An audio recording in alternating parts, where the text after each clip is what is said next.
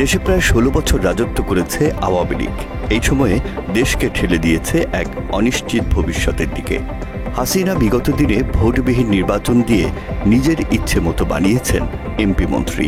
গরুর দালালকেও মন্ত্রী বানিয়ে পরিচালনা করেছেন শিক্ষা মন্ত্রণালয়। অবশ্য এর ফলও পেয়েছেন। অযোগ্য ব্যক্তিকে মন্ত্রী বানানোর ফল হিসেবে তার বাবা মুজিবকে জান্নাতে পাঠানোর বদলে পাঠিয়েছে জাহান্নামে। এবং তাই মনে তার জন্য দোয়া করব, বঙ্গবন্ধুকে আল্লাহ যেন জাহান্নামের ভালো জায়গায় স্থান করে দেয়। আওয়ামী সরকারের আমলে দলটির নেতাকর্মী ও এমপি মন্ত্রীরা বিভিন্ন সময়ে আক্রমণাত্মক ও উস্কানিমূলক বক্তব্য দিয়েছেন। এর মধ্যে সাবেক সেতুমন্ত্রী ও সাধারণ সম্পাদক ওবায়দুল কাদের ছিলেন অন্যতম। সবশেষ ২৪-এর ছাত্র জনতার আন্দোলন দমাতে ছাত্রলীগই যথেষ্ট বলেছিলেন এই আওয়ামী জোকার। কতিপয় নেতা যেসব বক্তব্য রেখেছে তার জবাব দেওয়ার জন্য ছাত্রলীগ সহ ২৪-এর গণঅভ্যুত্থানে হাসিনার সুবিধাভোগী সব এমপি মন্ত্রী দেশ ছেড়ে পালিয়েছেন। যারা একসময় ছিল দেশের ক্ষমতার কেন্দ্রে, আজ তাদেরকে খুনের দায়ে হওয়া মামলায় খুঁজছে পুলিশ। বাংলাদেশের উন্নয়ন অগ্রগতির ধারাবাহিকতা। ক্ষমতায় থাকা অবস্থায় ক্ষমতার অপব্যবহারও করেছেন এসব মন্ত্রী, এমপি ও নেতাকর্মীরা। সুযোগ পেয়ে লুটে নিয়েছেন কোটি কোটি টাকা। দুর্নীতির আখড়া বানিয়েছিলেন গোটা দেশ।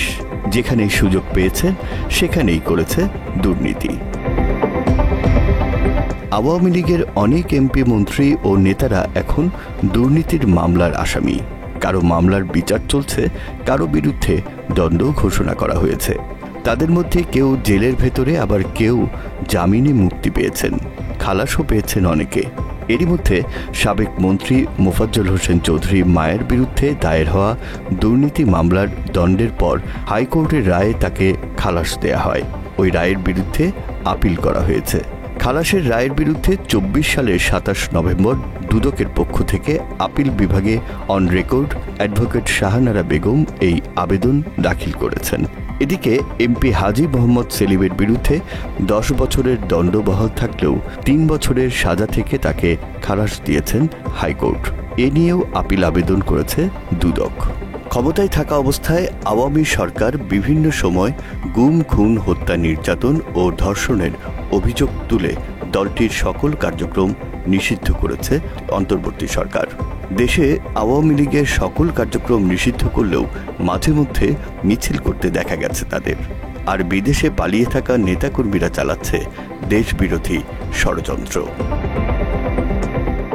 মাত্র ৩০% টাকায় জমির মালিক হয়ে নতুন বাংলাদেশের গড়ে তোলার স্বপ্ন দেখা বাংলা বসতি। এ পরিস্থিতিতে এবার ভোটে অযোগ্য হতে যাচ্ছে পালিয়ে থাকা আওয়ামী লীগের নেতারা। নির্বাচন কমিশন বলছে, আদালত কাউকে ফেরারি ঘোষণা করলে তিনি নির্বাচনে প্রার্থী হওয়ার যোগ্যতা হারাবেন। প্রার্থী হওয়ার যোগ্যতা অযোগ্যতায় এমন বিধান যুক্ত হচ্ছে এবারের জাতীয় সংসদ নির্বাচনেই।